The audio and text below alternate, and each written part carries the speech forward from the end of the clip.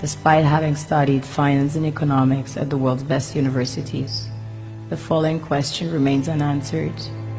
Why is it that 5,000 units of our currency is worth 1 unit of your currency, where we are the ones with the actual gold reserves? It's quite evident that the aid is in fact not coming from the West to Africa, but from Africa to the Western world. The Western world depends on Africa in every possible way, since alternative resources are scarce out here. So how does the West ensure that the free aid keeps coming? By systematically destabilizing the wealthiest African nations and their systems, and all that backed by huge PR campaigns, leaving the entire world under the impression that Africa is poor and dying and merely surviving on the mercy of the West.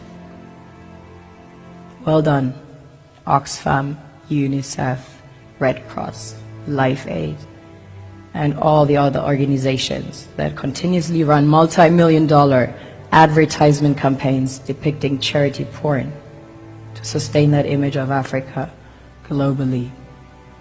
Ad campaigns paid for by innocent people under the impression to help with their donations. While one hand gives under the flashing lights of cameras, the other takes in the shadows. We all know the dollar is worthless, while the euro is merely charged with German intellect and technology, and maybe some Italian pasta. How can one expect donations from nations that have so little? It's super sweet of you to come with your colored paper in exchange for our gold and diamonds. But instead, you should come empty-handed, filled with integrity and honor.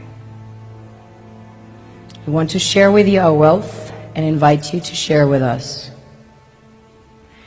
The perception is that a healthy and striving Africa would not disperse its resources as freely and cheaply, which is logical.